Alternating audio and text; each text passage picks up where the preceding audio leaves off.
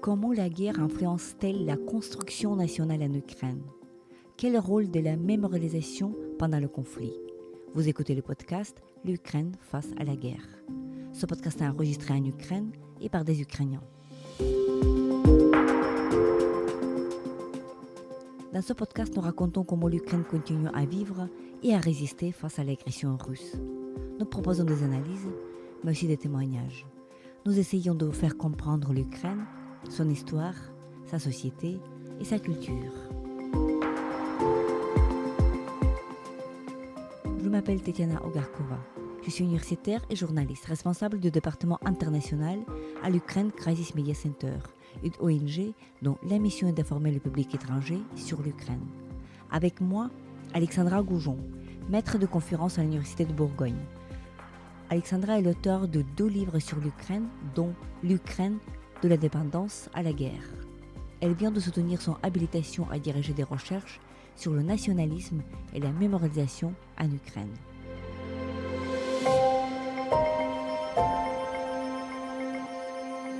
Bonjour Alexandra. Bonjour. Tout d'abord, merci beaucoup d'avoir accepté cet entretien. On te connaît comme quelqu'un qui suit l'évolution de l'Ukraine depuis déjà des décennies. La première fois que tu es venue en Ukraine, c'était 96. Tout à fait. Tout à fait. Et donc, ma première question à toi serait, nous sommes en guerre depuis 2014. Nous sommes aussi dans cette étape de la Grande Guerre depuis plus de 3 ans. Comment tu vois le moment présent, en fait, de cette évolution, en fait, de la conscience de soi, du nationalisme ukrainien, de l'importance de mémoire? À quelle étape on se situe aujourd'hui? Alors, ce que j'explique dans mon habilitation, c'est que pendant, on va dire, jusqu'en 2014 à peu près, on a affaire à un nationalisme à bas bruit, hein, c'est-à-dire un nationalisme qui suit son cours, une construction nationale qui suit son cours, sans beaucoup de crises, excepté bien évidemment la Révolution orange. Et on se souvient de ce moment, hein, de conscience nationale. Alors la Révolution orange n'est pas tout à fait considérée comme une révolution nationale, on va dire au départ, mais bien évidemment, elle prend tout son sens après avec la révolution de la dignité. Et on s'y réfère parce que finalement, la révolution orange est une victoire de la démocratie sur l'autoritarisme, mais aussi une victoire en termes de construction nationale et aussi de construction mémorielle. On se souvient de ce que j'appelle la mémorialisation chaude avec, autour de la famine ukrainienne de 1932-1933, avec cette mémorialisation, un musée, un monument, des monuments dans l'ensemble de l'Ukraine. Alors avec 2014, on a une nouvelle étape, l'annexion de la Crimée, la guerre dans le Donbass, que j'appelle donc la guerre limitée avec la Russie à ce moment-là, limitée parce qu'elle est limitée à un territoire, et elle concerne quand même beaucoup moins de personnes que l'invasion à grande échelle de 2022, où là, la résistance nationale devient nationale parce qu'elle couvre l'ensemble du territoire. On voit une résistance qui existe, qui se fait par réseau, hein, de soutien à l'armée, de soutien aux réfugiés, aux déplacés internes, etc. Et puis, on a des mouvements identitaires, avec une Russie qui est considérée comme un pays ennemi, un pays agresseur. Toute la rhétorique autour de l'amitié des peuples, la fraternité disparaît et balayée, hein. Et puis le rapport à la langue qui change. J'ai encore eu des témoignages cette semaine de personnes me disant en 2022, jusqu'en 2022, je parlais 2 langues, l'ukrainien au travail, le russe à la maison. Ma famille est passée à la langue ukrainienne à partir de 2022. On a beaucoup de témoignages de ce type. Le rapport aussi à la culture ukrainienne. Et je tiens à le faire remarquer souvent, par exemple en France ou dans d'autres pays d'Europe, on est frappé par ce phénomène qu'on appelle ici de la dérussification, décolonisation, le démontage des statues de Pouchkine, qui apparaît comme presque absurde. Et en fait, ici, la question n'est pas tant d'évincer la culture russe, elle est surtout d'évincer la culture russe impériale, ce qui donne du poids aujourd'hui à cette guerre qui est une guerre coloniale et une guerre impériale du point de vue russe. Mais aussi, ce que j'ai constaté, c'est de laisser de la place à la culture ukrainienne. Qu'est-ce que l'on constate? C'est que toute la période soviétique a été une période de russification de l'espace public. Et en fait, avec cette Et guerre... même avant l'époque Bien soviétique. sûr, bien sûr. Mais on se souvient quand même de cette période des années 20, hein, où les auteurs, les réalisateurs, les écrivains ukrainiens avaient pu avoir une place, une certaine place. Après, une renaissance, on va dire. Tout à fait, la renaissance nationale des années 20. Après les années 30, c'est la famine, la répression, et la répression qui touche bien évidemment toutes les élites intellectuelles.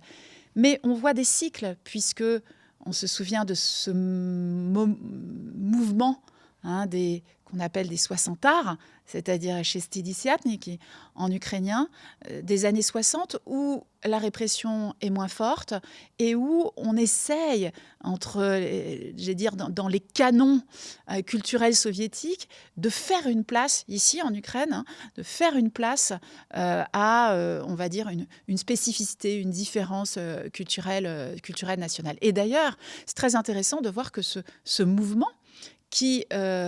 Et dont on a parlé dans les années 60, revient aujourd'hui, et justement pour reprendre une place aussi dans l'espace public, qui a été donc russifié, je veux dire, dans le sens où, je parle des statues de Pouchkine, mais ça peut être les rues à Tolstoï ou à d'autres artistes russes. Donc aujourd'hui, les Ukrainiens, et ça aussi, j'ai des témoignages d'Ukrainiens qui m'expliquent en quoi ils redécouvrent la littérature ukrainienne. Alors bien évidemment, on a toujours eu Taras Shevchenko, qui n'a quasiment jamais été évincé. Il y a des monuments à Taras Shevchenko dans toute l'Ukraine. Mais en dehors de cela, il y a énormément d'artistes ukrainiens qui sont très peu... connus. Quand tu emploies ce terme scientifique à part entière de nationalisme chaud par opposition en fait au nationalisme ordinaire. Et tu dis que voilà, à chaque étape, donc tu as déjà évoqué Révolution orange, après la Révolution de la dignité, donc Maïdan, Euromaïdan de 2013-2014, après l'invasion russe, annexion de la Crimée, après la dernière étape, grande invasion russe 2022, à chaque étape, il y a une espèce du fait que la nation politique est en train de se forger, n'est-ce pas? Qu'est-ce que ça veut dire, déjà, le nationalisme chaud?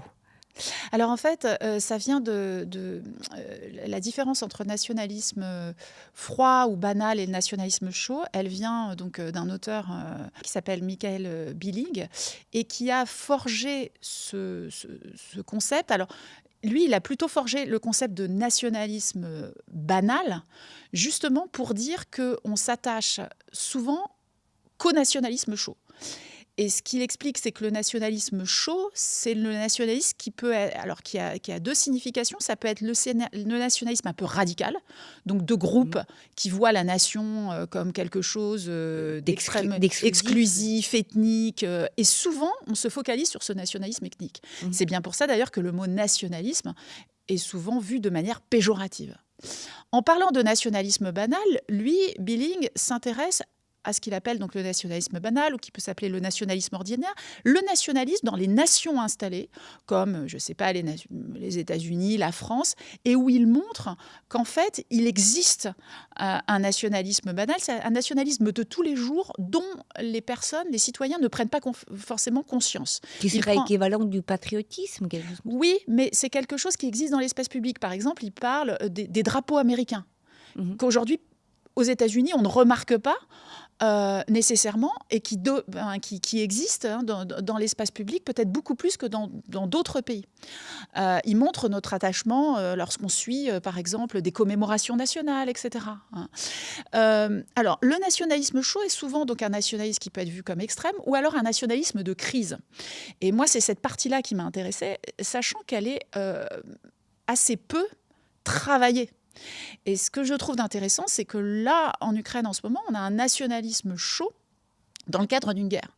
Donc c'est une crise très particulière, et ce n'est pas un nationalisme chaud qui est justement relié à un nationalisme extrême, puisque aujourd'hui, les changements identitaires dont je parlais, le rapport à la Russie, le rapport à la culture ukrainienne, le rapport à la langue ukrainienne, le rapport au drapeau, extrêmement important, les couleurs Mais ce n'est pas jaune et bleu. Ce qui est important, ce n'est pas ethnique. Ce n'est pas ethnique. C'est un nationalisme chaud qui vise à une construction nationale qui met en avant la nation, mais dans ce qu'elle peut rassembler le plus possible de citoyens, indépendamment, j'allais dire, de différences, par exemple, religieuses ou de différences d'origine. J'ai eu des témoignages de gens m'expliquant en quoi leurs parents étaient nés en Russie, venus s'installer en Ukraine, et où il y a un attachement à la terre ukrainienne qui est extrêmement fort. Et donc, on veut dire que l'Ukraine était toujours et est toujours un pays avec plusieurs ethnies présentes. Il n'est pas question d'avoir que les Ukrainiens et les Russes. Il y a aussi il y a des Juifs, il y a des Tatars de Crimée, il y a des Arméniens, il y a des Grecs au sud de l'Ukraine d'ailleurs qui souffrent aujourd'hui de l'occupation. Il y a d'autres, il y a Karaïm par exemple qui vient de la Crimée. Donc il y a beaucoup donc ce n'est pas ethnique. Donc ce nationalisme, c'est une vision de la nation politique, mais qui à la fois, comme tu dis, il est chaud, c'est-à-dire que il est voilà, enflammé. Tout à fait, c'est-à-dire que en fait, ce nationalisme s'exprime notamment, j'allais dire, dans les moments les plus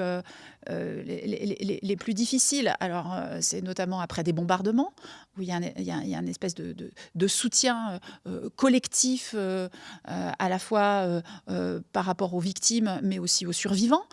Donc, voilà, il y a aussi un nationalisme chaud que je relie justement dans mon habilitation à ce que j'ai appelé, dans la continuité de cette conceptualisation, la mémorialisation chaude. Pourquoi ? Parce que justement, on a une mémorialisation qui se fait en deux temps, ou deux phénomènes. On a la mémorialisation de la guerre elle-même, c'est-à-dire après des bombardements, après la découverte de charniers, je prends Boutcha, Izium, comment on parle de ces bombardements, comment on rend hommage aux victimes. Et en même temps, on a une mémorialisation en temps de guerre. Ça veut dire quoi ? Ça veut dire que les processus mémoriels en Ukraine, qui existaient depuis l'indépendance, se transforment en lien avec la guerre. Un des exemples qu'on peut voir là, aujourd'hui, en ce moment, c'est la question du rapport entre le 8 mai et le 9 mai. Donc aujourd'hui, nous sommes le 9 mai, date de commémoration de la Grande Guerre patriotique pendant la période soviétique, puis aujourd'hui en Russie. Et hier, nous étions le 8 mai. 8 mai, c'est donc la date de la commémoration en Europe de la fin de la Seconde Guerre mondiale. Et c'est cette date qu'aujourd'hui, l'Ukraine a choisi pour commémorer. Et on a eu un processus progressif, en fait, du passage du 9 mai au 8 mai. On est resté sur le 9 mai très longtemps en Ukraine. Puis après, on a rajouté le 8 mai. Et progressivement, on a modifié la date pour qu'aujourd'hui, ce soit le 8 mai. Mais ce n'est pas qu'une question de date. Ça entraîne une transformation aussi du récit sur la Seconde Guerre mondiale. Bon, maintenant, ce n'est plus 41-45, mais c'est 39-45. On inclut le pacte Molotov-Ribbentrop. Et puis, pour parler des processus mémoriels, je vais peut-être donner un exemple, puisque hier, j'étais à l'ouverture d'une exposition en plein air au sein du musée d'histoire de la Seconde Guerre mondiale à Kiev. Et cette exposition s'appelle « Notre victoire ». Pourquoi ? Parce qu'en fait, les Ukrainiens se rendent compte que le récit de la Seconde Guerre mondiale chez eux est largement imprégné du discours soviétique.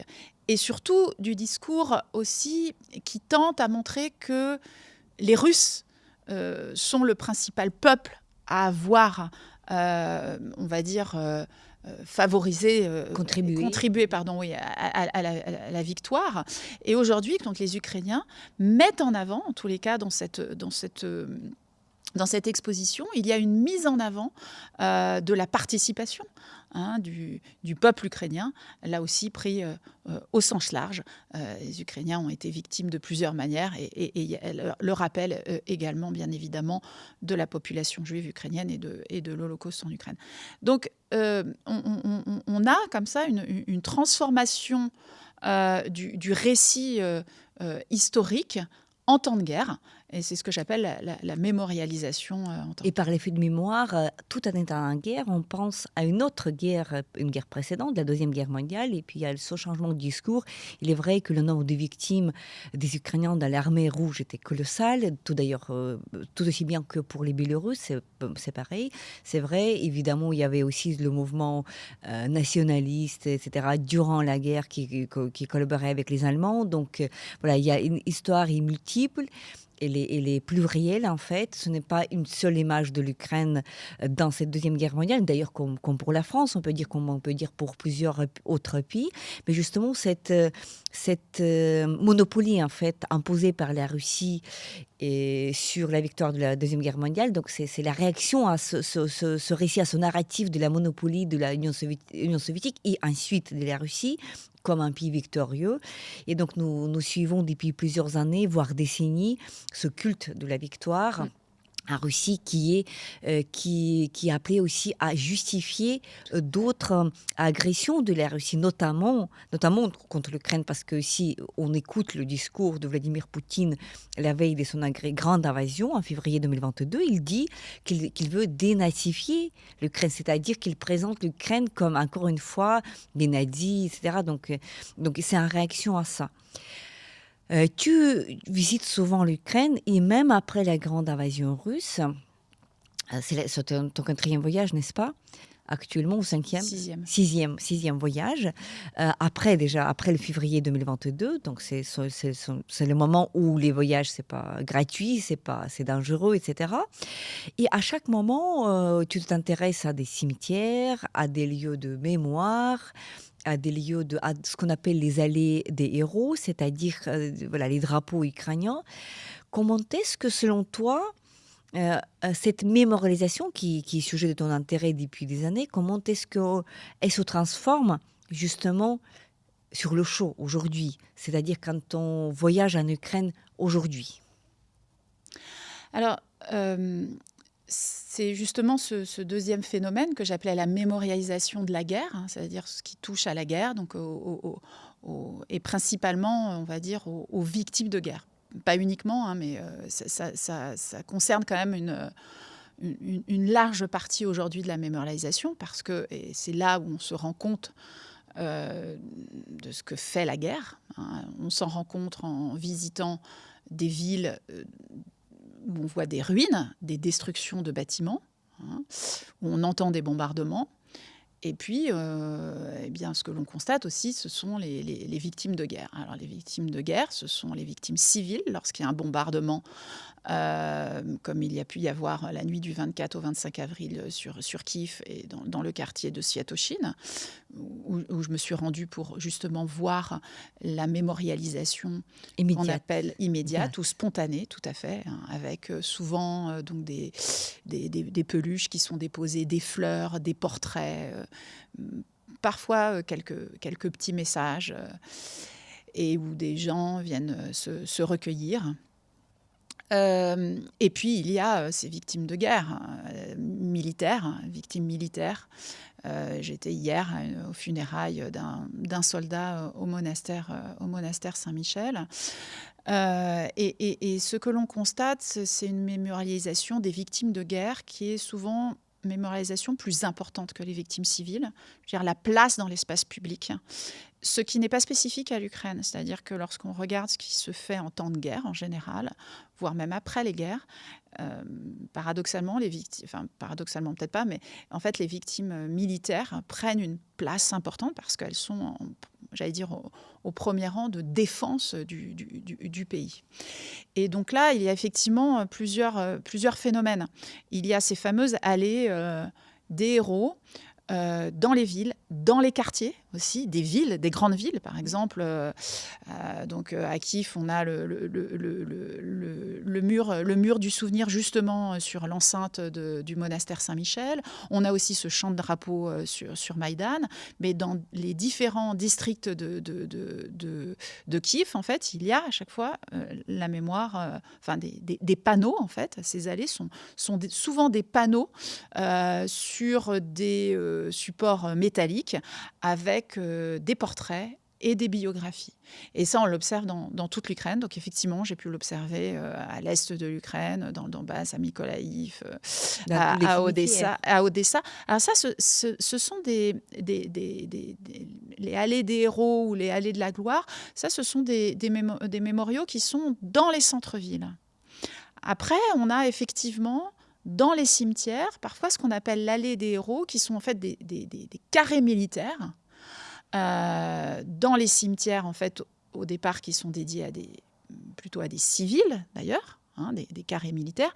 Et c'est pour ça qu'à Kiev, notamment, il y a ce projet de cimetière national militaire, qui pourrait éventuellement donc, rendre hommage à l'ensemble des victimes militaires, pas simplement d'ailleurs de la guerre russo-ukrainienne actuelle, mais de l'ensemble des guerres qui ont pu opposer l'Ukraine à la Russie. Ce qu'il faut qu'on observe aussi, et ce qui est particulièrement nouveau, c'est la mémorialisation en ligne. Donc aujourd'hui, il y a notamment un certain nombre d'initiatives. Je pense à la plateforme Mémorial Heroïf, mais en fait, qui a deux facettes. Il y a aussi la mémoire des victimes civiles et la mémoire des victimes militaires, avec une présentation un petit peu différente. Il y a aussi toute la mémorialisation en ligne faite par les familles elles-mêmes. Et ce qui m'intéresse aujourd'hui, effectivement, je fais des entretiens avec des familles de soldats morts, de soldats tombés au combat, pour voir la manière dont ces familles mémorialisent en fait le souvenir de leurs enfants, de leurs maris, de leurs frères, et aussi pour voir dans quelle mesure dans le deuil, la place que prend le deuil dans la société, et reconfigure aussi les rapports sociaux. Puisque en discutant avec des mères ou des femmes de soldats, ce dont on se rend compte, c'est que leurs réseaux sociaux ont pu être modifiés. C'est-à-dire qu'elles se sont rapprochées de mères et de femmes de soldats, c'est-à-dire de soldats morts, c'est-à-dire de personnes qui vivent en quelque sorte la même tragédie. Ça crée des communautés, justement des communautés qui sont très proches, puisque c'est une expérience de la mort d'un proche, souvent d'un enfant ou mari, ou voilà, un ami. Ça crée cette communauté tout à fait particulière, parce que c'est une expérience qui est difficile à partager comme ça à l'oral ou dans un dialogue d'une manière abstraite. C'est une expérience vécue qui tient ensemble toutes ces femmes, parfois les hommes aussi, parce qu'il y a des pères, parce qu'il y a aussi des femmes militaires qui sont tombées au combat, évidemment. Donc, évidemment, majoritairement, les hommes sont dans l'armée, mais il ne faut pas oublier les 50 000 femmes ukrainiennes qui sont dans l'armée et qui sont aussi souvent victimes, aussi les médecins, etc. Donc, ça crée cette expérience-là qui est très difficile à communiquer, mais qui crée les réseaux de la compréhension plus profonde, et donc c'est très intéressant, voilà, évidemment, j'imagine que c'est difficile d'avoir accès dans ces réseaux. Comment tu peux décrire déjà les difficultés et les problèmes que tu as pour entrer dans ces réseaux? Ils sont, j'imagine, assez fermés. Oui, alors en fait, c'est vrai que c'est pas facile, mais les cimetières sont devenus des lieux de sociabilité important, puisque on a des familles qui s'y rendent parfois tous les jours, parfois toutes les semaines. Et en fait, il y a des sortes de rendez-vous. J'ai constaté pour l'instant, alors en fonction ça dépend des villes, mais quand même le samedi matin, par exemple, il y a beaucoup de gens qui se rendent au cimetière. Et là, on se retrouve on discute. Et je peux observer cela en allant dans les cimetières. Ce à quoi, pour l'instant, je n'ai pas forcément accès, c'est à toutes les discussions qu'ils peuvent avoir sur les groupes des réseaux sociaux, sur les groupes WhatsApp qui se sont créés. Parce qu'en fait, ces familles se sont souvent solidarisées. Aussi parce qu'il y a parfois des sortes de luttes pour rénover un cimetière, un carré militaire, même pour le construire. Donc en fait, ce sont aussi des réseaux très intéressants parce qu'ils sont en interaction avec les pouvoirs publics. C'est ce que j'ai observé à notamment Odessa. Pour l'instant, il n'y a pas de carré militaire, hein, et il y a une sorte de dialogue assez compliqué entre les autorités et les familles sur le type de carré militaire. Il faut savoir que ce qui a dominé jusqu'à présent dans les carrés militaires, c'est plutôt le granit noir, qui est lié d'ailleurs à des entreprises des entreprises locales, qui ont, on va dire, c'est lié aussi à l'économie du pays, hein, toutes ces questions. Et certaines familles veulent, par exemple, avoir des carrés militaires avec des matériaux plutôt clairs, des matériaux blancs, comme par exemple la Ternopil. Donc il y a voilà, ces communautés de deuil par les familles. En fait, elles permettent de toucher un certain nombre de sujets qui ne sont pas uniquement, qui sont au départ liés au deuil, mais qui couvrent en fait... Qui sont très pratiques, qui sont de nombreux aspects. Alors, là où c'est je pense, plus compliqué, il y a toute une réflexion à avoir, j'allais dire même entre chercheurs, et nous l'entamons notamment avec certains collègues en France aujourd'hui, c'est toute la question de la distance du chercheur par rapport à ses enquêtés, puisque ce type d'observation génère quand même beaucoup d'émotions, à la fois chez les enquêtés, puisque souvent je suis face à des femmes ou et des pères aussi, hein, qui sont dans l'émotion, qui racontent des histoires. Et bien évidemment, voilà, il faut pouvoir gérer cette émotion. Et puis, le chercheur est complètement, j'allais dire, presque parfois impliqué. On me pose des questions sur quel carré militaire serait mieux dans telle ville. Donc, puisqu'on me considère comme une experte, donc on me pose des questions voilà, sur mon avis, des conseils. Et puis aussi, en fait, pour ces familles, s'intéresser au sort, à ce qui est arrivé à leurs enfants, eh bien, elles le prennent aussi comme un soutien. Et donc, on peut être impliqué. J'ai comme ça une maman qui m'a dit, mais la prochaine fois que vous venez à Kiev, venez dormir chez moi. Vous voyez, c'est-à-dire cette grande, voilà, cet accueil, ouverture. Et donc, voilà, c'est très compliqué parce qu'il faut voilà, c'est un sujet particulier, mais c'est un sujet vraiment, j'allais dire, très, très important quand on voit la place qu'il a dans la société, aussi dans l'espace public. Voilà. Et quand on revient, voilà, on essaie de relier en fait, voilà, cette expérience très traumatique. Donc, ce n'est pas un secret. La société ukrainienne est largement traumatisée par cette expérience de guerre. Les communautés dont tu parles, les communautés des gens qui ont perdu déjà un proche dans cette guerre, ce sont des communautés extrêmement traumatisées, entre autres aussi. Et quand on revient à la question du nationalisme chaud, et qu'est-ce qui est en train de se forger dans cette souffrance citoyenne, quelle serait... J'imagine que les expériences sont très différentes et les conclusions peuvent être les réponses peuvent être très plurielles chez des familles, etc. Mais est-ce que tu as l'impression qu'il y a quelque chose il y a une explication, ou il y a je dirais pas une justification, il y a quelque chose que les familles essayent de mettre en avant pour s'assurer que cette immense tragédie, que la mort, le décès de quelqu'un de proche, que ce n'était pas un vent, est-ce que ça renforce justement ce nationalisme chaud dont tu parles? Oui, moi je pense qu'en fait, il fait le deuil aujourd'hui fait partie de cette mémorialisation chaude et ce nationalisme chaud qui s'entretiennent mutuellement.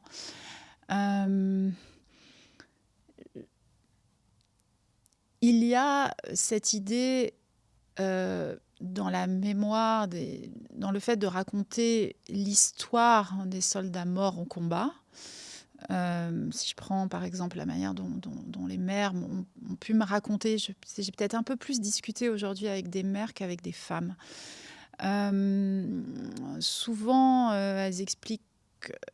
Alors, il y a toute cette question de la culpabilité qui est complexe parce qu'elles expliquent comment elles n'ont pas pu retenir leur enfant et maintenant qu'il est mort, elles sont. Vous voyez, c'est pas nécessaire. Voilà, il y a cette idée de j'aurais peut-être pu le retenir. Et puis après, il y a cette idée de toute façon, c'était son choix.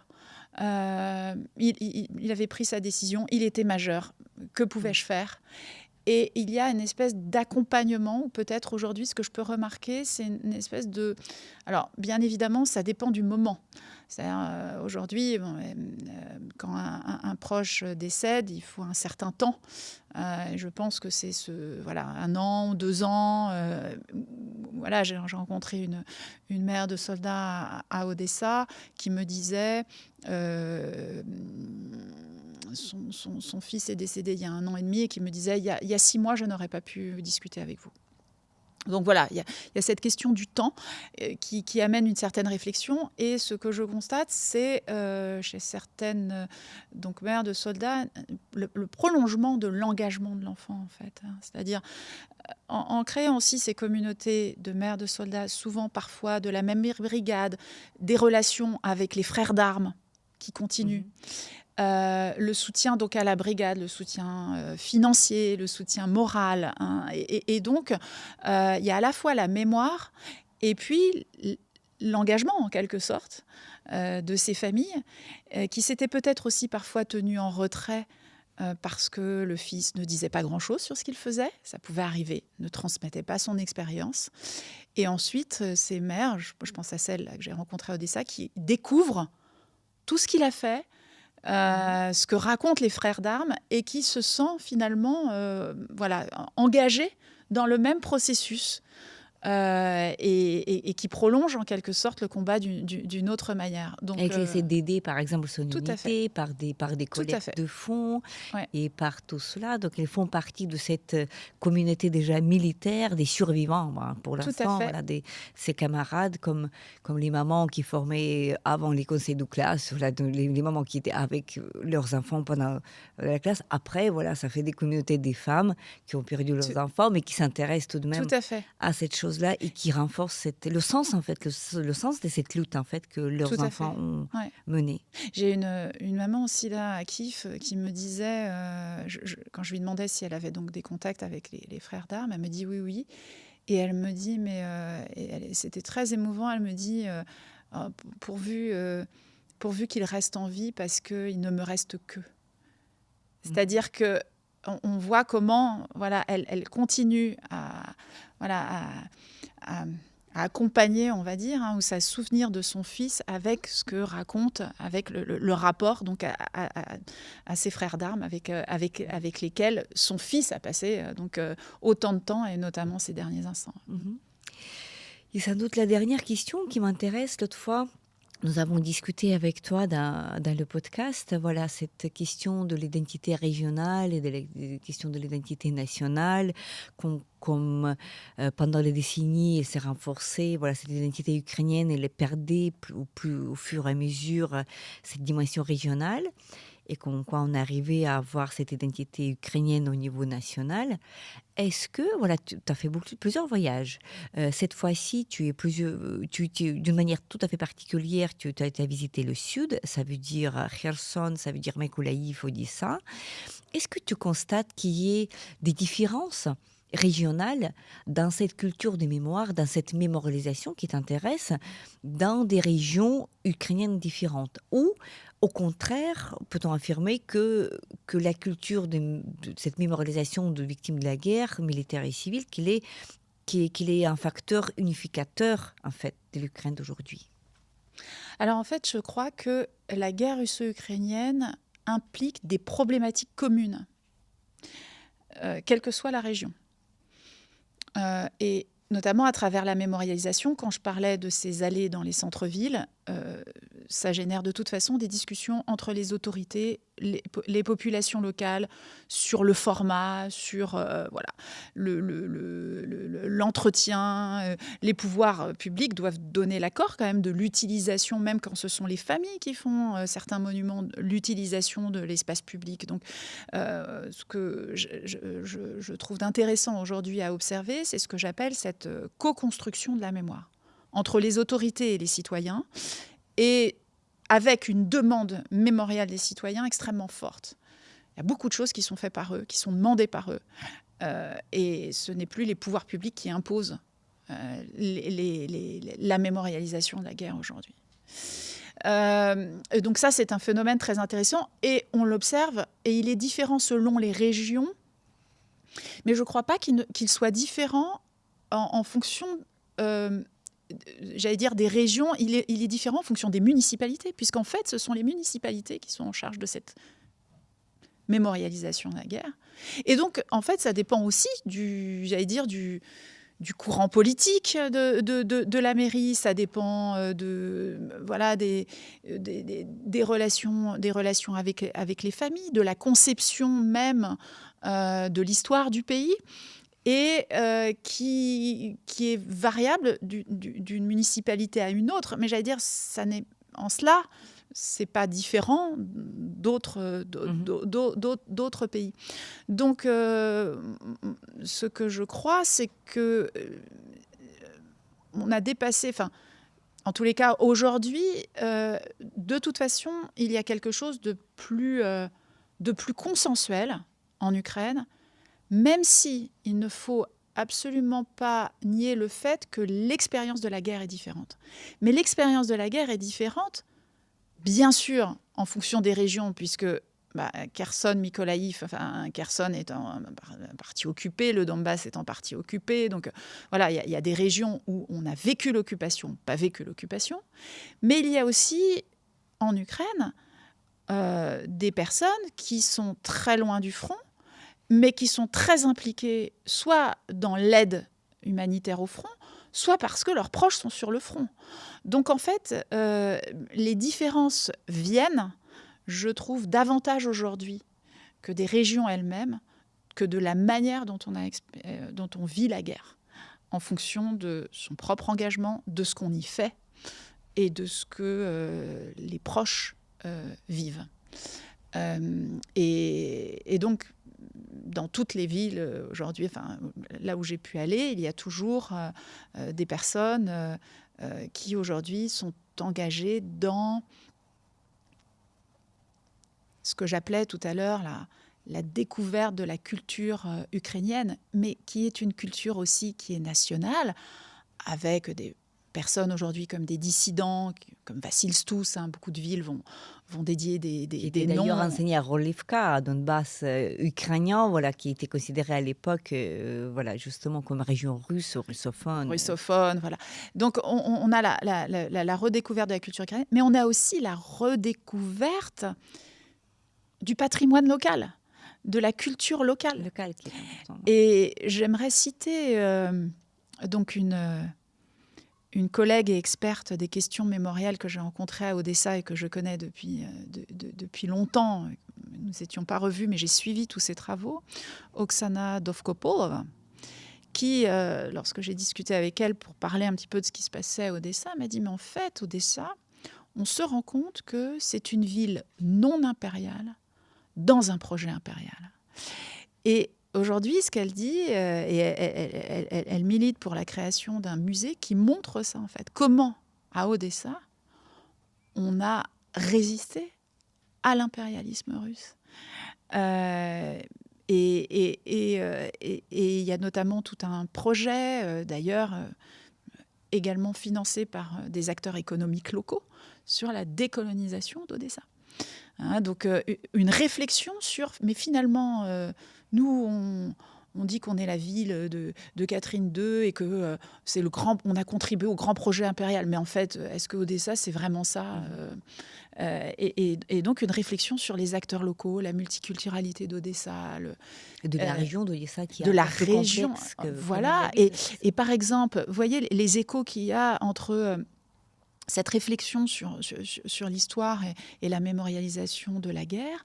L'idée aujourd'hui à Odessa, c'est sur ce carré militaire dans un des cimetières, d'avoir une chapelle multiconfessionnelle. Voilà le projet qui est en train d'être discuté aujourd'hui avec les acteurs religieux, les familles, les acteurs politiques. Donc voilà en quoi je pense, cette guerre russo-ukrainienne, elle nationalise, mais tout en essayant de maintenir la relation et le dialogue entre eux, ce qui réunit et puis ce qui différencie, puisque de toute façon, chaque ville, chaque village a aussi sa propre culture. Sa propre visage, sa fait. spécificité locale. Et puis comme c'est une continuation, donc cette culture de la mémoire, c'est une continuation de la vie humaine, de la sorte qu'elle est différente dans plusieurs régions, dans des régions différentes. De la même, la mémoire est aussi, elle peut avoir des couleurs différentes, et puis cette spécificité régionale. Merci beaucoup Alexandra pour cet échange, et merci surtout pour tout le travail que tu fais pour rendre visible et compréhensible en fait cette expérience de l'Ukraine dans la guerre. Merci. C'était le podcast L'Ukraine face à la guerre. N'hésitez pas de partager cette émission. Nous n'allons pas tarder à enregistrer et diffuser d'autres épisodes. Je m'appelle Tetiana Ogarkova, j'étais accompagnée par Alexandra Goujon, maître de conférence à l'Université de Bourgogne. Alexandra est l'auteur de 2 livres sur l'Ukraine, dont son dernier ouvrage, L'Ukraine, de l'indépendance à la guerre. Restez avec nous et soutenez l'Ukraine.